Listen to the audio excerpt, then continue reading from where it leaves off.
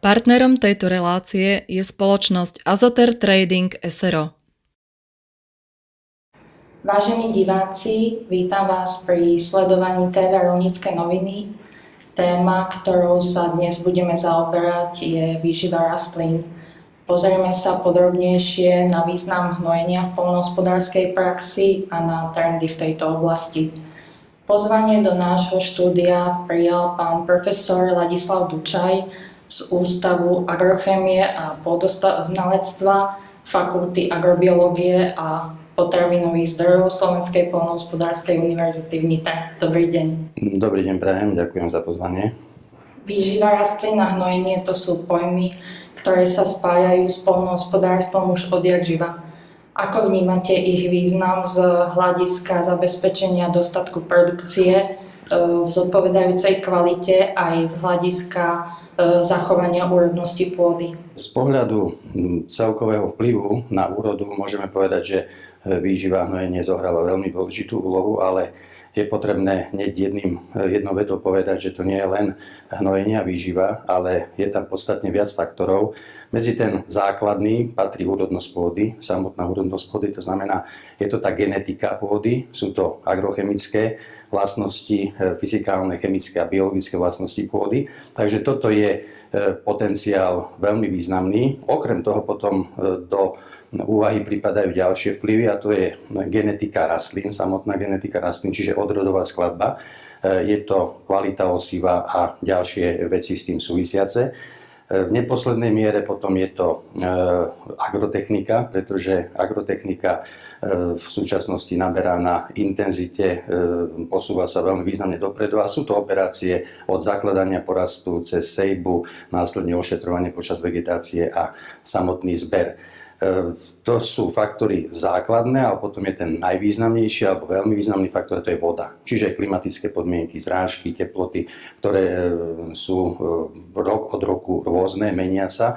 Takže toto sú v podstate komplexné faktory, ktoré ovplyvňujú tú výšku úrody. Keď si predstavíme, že chceme dopestovať 6 tónov úrodu pšenice, tak potrebujeme 150 kg dusíka, 30 kg fosforu, 120 kg draslíka.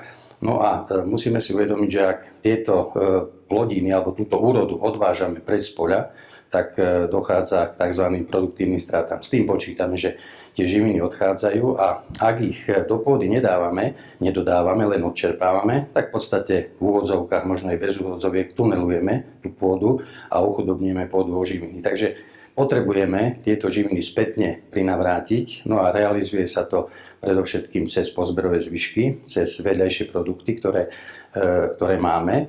No a následne potom sú to hospodárske hnojivá, respektíve organické hnojivá, ktorých máme bohužiaľ málo, ale sú tu určité možnosti, ako to poriešiť. No a ak nám tieto živiny nestačia, tak potrebujeme to dodať cez priemyselné hnojivá. Z hľadiska úrodnosti ako takej už samotný zákon o ochrane pôdy o 220 z roku 2004 hovorí, že na pôde by sme mali hospodáriť tak, aby sme tú úrodnosť zachovali. No a rozumný hospodár by mal robiť kombináciu organického hnojenia, priemyselného hnojenia a nezabúdať na pH pôdy, na vápnenie. Čiže to sú faktory, ktoré sú dôležité z pohľadu vyváženej výživy rastlín. Jednoznačne áno. Možno ďalej sa k tomu dostaneme ešte v druhej otázke, teda čo je potrebné ako z hľadiska tej vyváženosti výživy, takže a to je ten základ, áno, hlavne je to teda tá organická hmota a v kontexte potom s tými agrochemickými vlastnosťami, respektíve je to tá samotná úrodnosť pôdy, ktorá je veľmi významná a je menlivá. Áno, naprieč Slovenskom sú pôdne typy, pôdne druhy, ktoré samotné ovplyvňujú potom tú samotnú úrodnosť. Viete si súčasnosť predstaviť bez aplikácie hnojív? Samozrejme, nie je to možné, pretože zákon zachovania hmoty platí a živiny, ktoré dodávame do pôdy a sa odoberajú z tej pôdy, tak sa musia spätne vrátiť. A či to je už formou hospodárskych hnojív, organických alebo priemyselných, je to v podstate jedno, pretože rastliny sú organizmy, ktoré využívajú anorganické časti, predovšetkým, to znamená, sú to katióny a anióny, ktoré či už pochádzajú z organických hnojív po rozklade, alebo následne ich dodávame cez priemyselné hnojivá vo forme soli. Takže nie je to v súčasných podmienkach nie je to možné. Aké teda faktory vplývajú na účinnosť aplikovaných hnojív, alebo čo je predpokladom vyváženej výživy? Z pohľadu vyváženej výživy v prvom rade je potrebné si uvedomiť, že mali by sme poznať médium, kde realizujeme tú poľnohospodársku výrobu. To znamená, že by sme mali tú pôdu dokonale poznať. Mali by sme poznať jej agrochemické vlastnosti, čiže poznať, aké je pH pôdy, aký je obsah základných makroelementov, dusík, fosfor, draslík, vápnik, horčík, síra, ale takisto aj mikroelementov. Okrem toho poznanie obsahu humusu, poznanie kationovej výmennej kapacity a na základe toho sa vieme potom rozhodnúť o určení dávky potrebného typu prvku, respektíve typu hnojiva, ktoré tam budeme aplikovať. Takže určite je toto poznanie pôdy.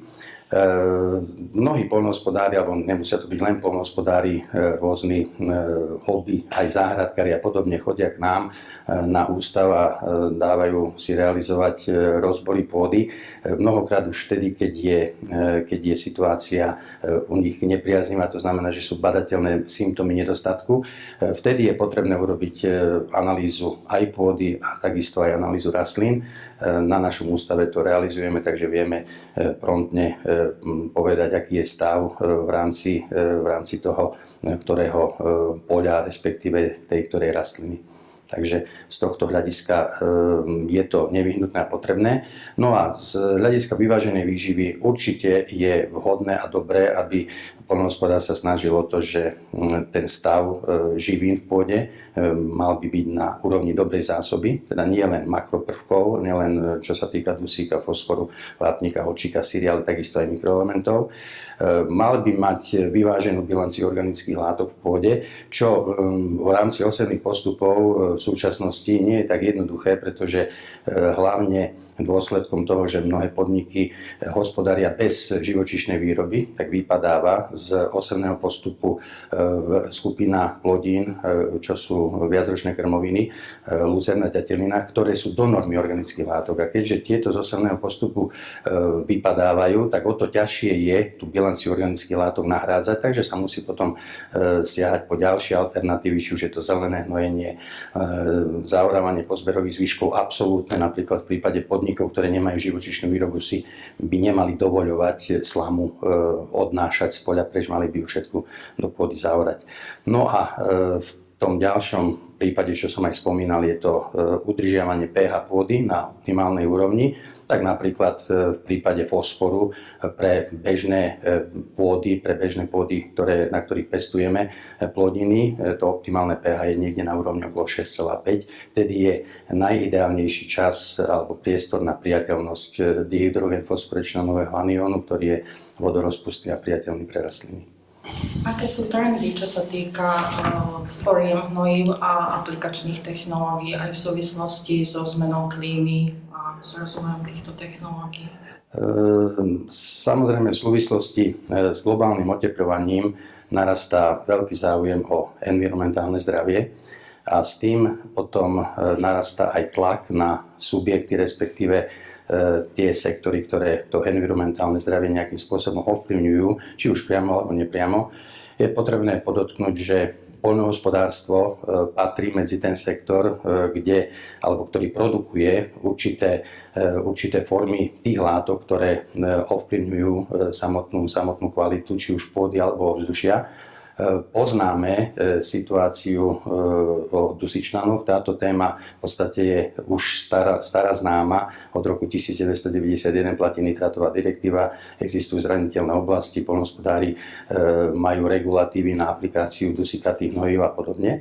Potom je ďalšia otázka oxidu uhličitého vo vzťahu k technike obrábania pôdy a tak ďalej. Čiže CO2 zohráva alebo má zase určitý kurz, určitý trend. Takisto potom je to metán a hospodárske zvieratá.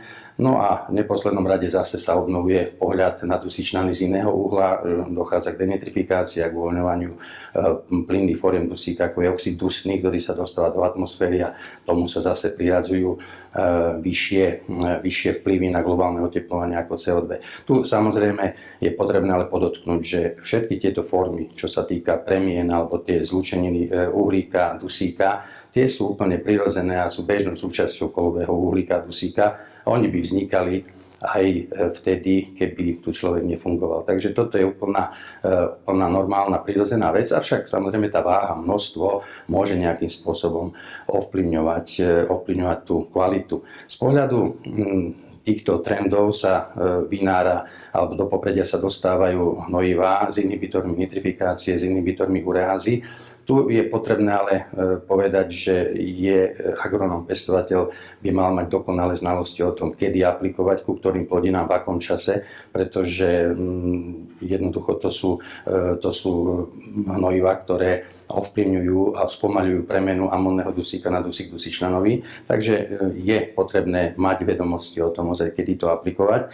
Následne napríklad je ďalšia otázka regulácie alebo spomalenie úniku čpavku do atmosféry po aplikácii organických hnojív. Čiže trendom je, čo sa dostáva aj do legislatívnych opatrení, aby sa organické hnojivá zapracovávali do pôdneho profilu, aby amoniak sa nedostával z povrchových častí pôdy do atmosféry.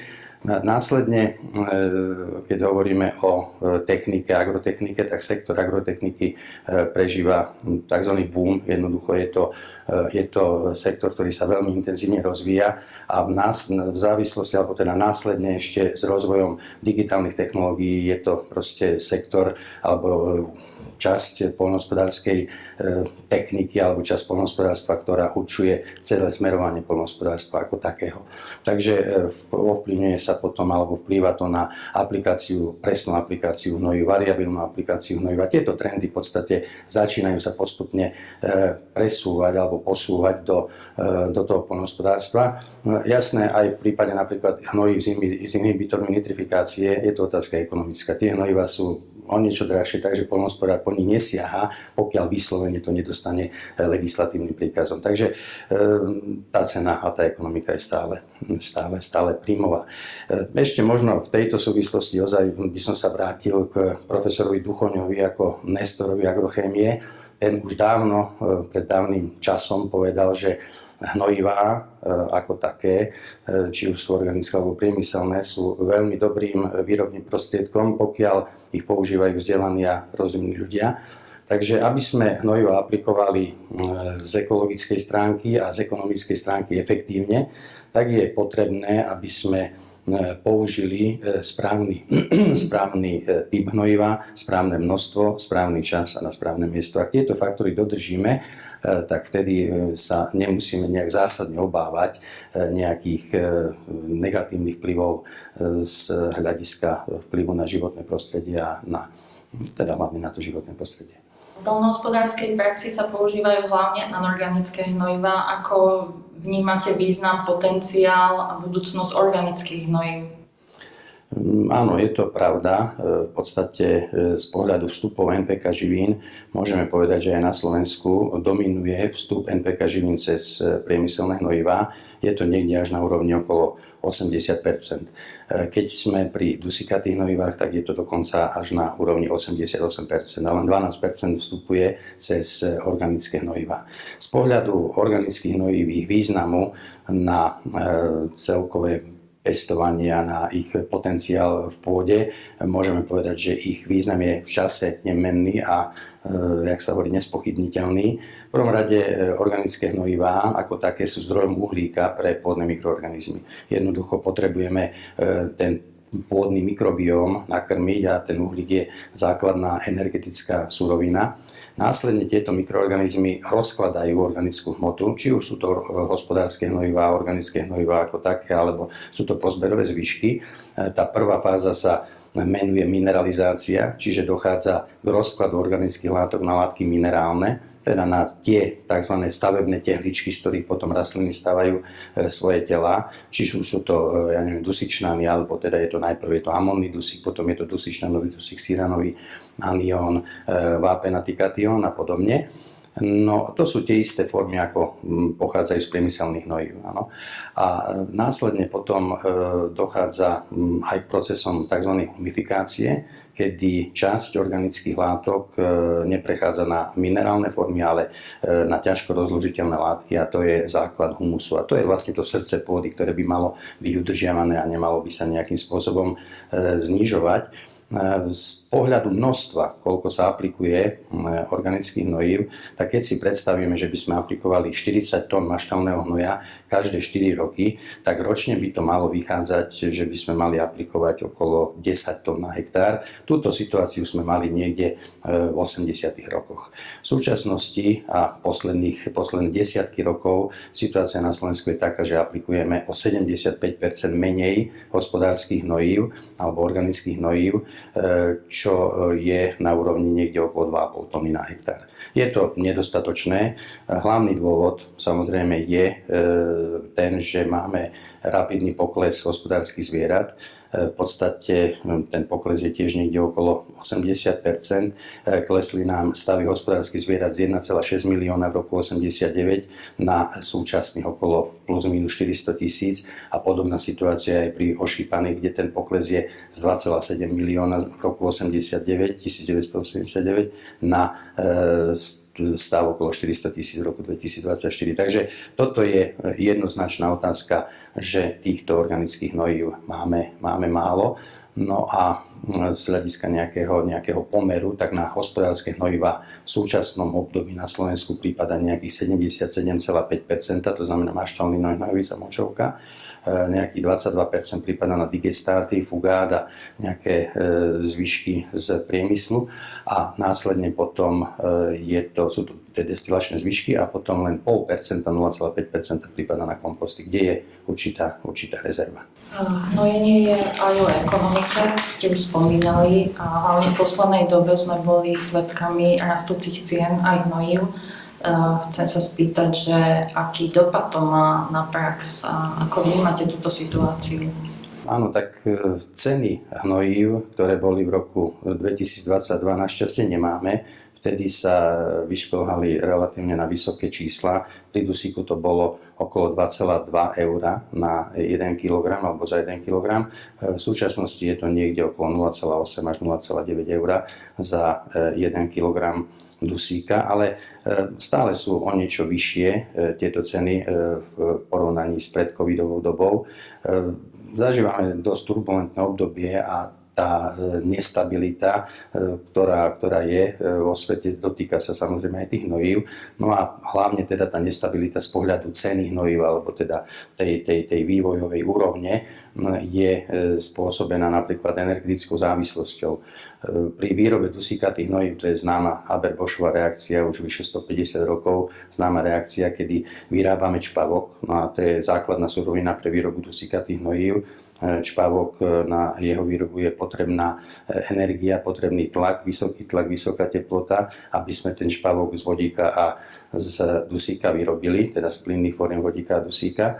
Takže v podstate cena dusíkatých hnojív sa bude odvíjať od ceny plynu a keď bude stúpať cena plynu, tak bude stúpať aj cena hnojív. Je predpoklad, zachytil určité informácie, že v roku 2030 by mohla cena čpavku stupnúť o 50%, do roku 2030 a cena močoviny o 45%. Následne potom je to otázka geopolitická a určité regulácie. No samozrejme konflikty, ktoré v súčasnosti prebiehajú, neprispievajú k stabilite ako takej. No a regulácie, obmedzenia, rôzne obmedzenia takisto môžu zakývať s týmto trhom. Je predpoklad, že v roku 2026 sa môže zvyšovať cena hnojív aj vďaka zavedeniu uhlíkového cla. Takže to bude ďalší faktor, ktorý bude hýbať s cenami. Následne potom sú to ekonomické nožnice, ktoré spôsobujú, že rentabilita sa trochu znižuje, pretože sú vysoké vstupy a nízke predajné ceny alebo výkupné ceny komodít, ktoré sa dopestujú. Takže toto sú otázky, ktoré budú, alebo faktory, ktoré môžu ovplyvňovať tú cenu. Ako to bude vplývať na poľnohospodára, tak je tu možnosť, že ten poľnohospodár tým, že budú tie ceny veľmi vysoké, tak bude obmedzovať hnojenie. Hoci ja si osobne myslím, že to bude až posledný krok, pretože bez tých živín naozaj sa tá úroda veľmi ťažko dá dopestovať. Takže Môže to obmedzenie samozrejme prichádzať, ale je to fakt otázka ekonomická, či na to bude poľnohospodár mať alebo nebude mať. Bude tu priestor pre určité využívanie smart technológií, teda presná aplikácia, variabilná aplikácia, aby sa niečo ušetrilo, aby teda ekonomicky to poľnohospodár zvládol. Hoci zase je to takisto otázka peňazí, či na to bude mať, na tú techniku a tak ďalej. Takže to je takisto otázka, ale cesta tu je, ako som hovoril. Ďalej možné otázky zmeny osevného postupu, že sa nebudú pestovať plodiny, ktoré sú náročné na dusík, ale naopak sa budú pestovať plodiny, ktoré dusík pútajú, tak v súčasnosti na Slovensku je to asi soja, pretože ten osevný postup máme relatívne úzko prsia, máme tam 4 základné plodiny, ktoré točíme, takže z tohto pohľadu áno, tie plodiny s pútaním dusíka by mali byť využívané, oni sú využívané nedostatočne, ale zase je to otázka ekonomiky, či sa to oplatí pestovať, neoplatí, takže toto sú takisto otázky samotných peňazí. Ďalšia otázka, využívania alternatívnych doplnkových zdrojov, takže ak nebude dostatok hospodárskych hnojív, nie je dostatok priemyselných hnojív alebo sú veľmi drahé, tak prichádza do úvahy ďalšia alternatíva, ktorá má relatívne veľké rezervy, to som už povedal. Zelené hnojenie je automaticky vhodná alternatíva, ale tu by väčší priestor ešte pripadal na komposty. Áno, máme len 0,5% podiel a keďže je potrebné všetky organické rozložiteľné látky kompostovať a nejakým spôsobom teda dávať do kolobehu, tak tu tento priestor na tie komposty určite bude. Jasne pri dodržiavaní tých opatrení z hľadiska vstupov rizikových prvkov, čiže keď sa budú pridávať látky, ktoré môžu to byť nejaké časti skálov, čističiek odpadových vod, ale musí to byť tak, aby to pôda zniesla, aby jednoducho sa neznečisťovala. Hnojenie súvisí aj s ochranou životného prostredia. Ako je to s vplyvom aplikácie hnojív, čo sa týka kvality ovzdušia alebo vôd? Jednotlivé geosféry, kde sa odorová poľnohospodárska výroba, či už je to pedosféra, hydrosféra, takisto atmosféra, sú navzájom prepojené. A každé neuvážené alebo neodborné aplikovanie hnojív do pôdy môže spôsobovať kontamináciu, či už vody, takisto pôdy alebo ovzdušia.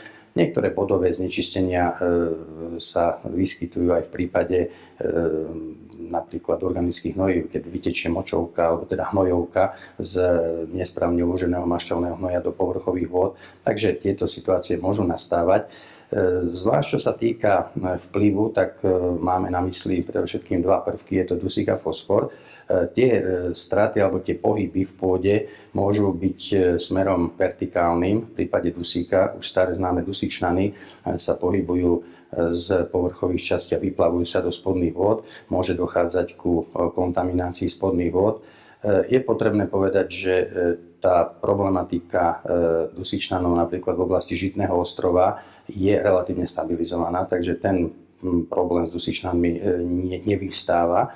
Následne potom je to otázka povrchového zmyvu, to znamená, že môže dochádzať hlavne v prípadoch vodnej erózie k tomu, že sa splavujú živiny a takisto aj ornica do povrchových vôd. Po opatreniach, rôznych opatreniach a tlaku na to, aby sa zabránilo vodnej erózii, týmto situáciám nepriaznivým nedochádza. Sú to skôr extrémne situácie pri intenzívnych zrážkach, búrkach a podobne. No ale keď sa tieto živiny dostávajú do povrchových vôd, do recipientov, tak sa dostávajú následne potom do stojatých vôd. No a tam môže dochádzať k tej eutrofizácii, čiže rozvoj rias, siníc a tie odoberajú kyslík na úkor, teda odoberajú kyslík, ktorý by mohli spotrebovať ryby, ale teda ho nemajú, pretože to spotrebujú tieto riasy.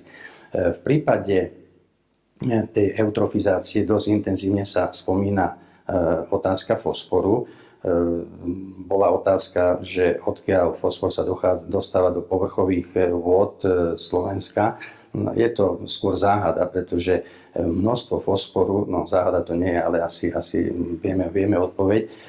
Fosfor, keďže vstupy fosforu do pôdy cez priemyselné hnojiva aj hospodárske hnojiva na Slovensku sú relatívne nízke. Za posledné 10 ročia je to len do 10 kg fosforu, takže tieto vstupy sú nedostatočné. Na Slovensku práve naopak máme pôdy, kde máme asi 75% pôd s nízkou, respektíve len vyhovujúcou zásobou fosforu v pôde. Takže my ten problém s fosforom nemáme. A keď hovoríme o tých povrchových vodách, tak sú to skôr zdroje z nedostatočného odkanalizovania obcí a septiky sú tým bohužiaľ zdrojom, ktoré jednoducho, z ktorých sa dostáva ten fosfor do tých povrchových vod. Takže u nás je to skôr táto otázka, táto problematika. Opačnú situáciu majú napríklad Holanďania, ktorí v porovnaní s nami, my máme 0,33 dobyčej jednotky na hektár, Holandsko má 3,4 dobyčej jednotky na hektár, čiže majú 10-krát viac zvierat ako my. No a tým, že majú relatívne veľa hnojovice, tak tie pôdy nie sú schopné ten fosfor absorbovať a fosfor nie je tak menlivý z hľadiska oxidácie ako dusík. Čiže on vlastne nemení svoje oxidačné číslo, nepodlieha premenám na plynné formy, ale končí vlastne vo vodách. Takže bude to more alebo sú to jazera, rieky. No a z toho potom ten problém môže vyvstávať.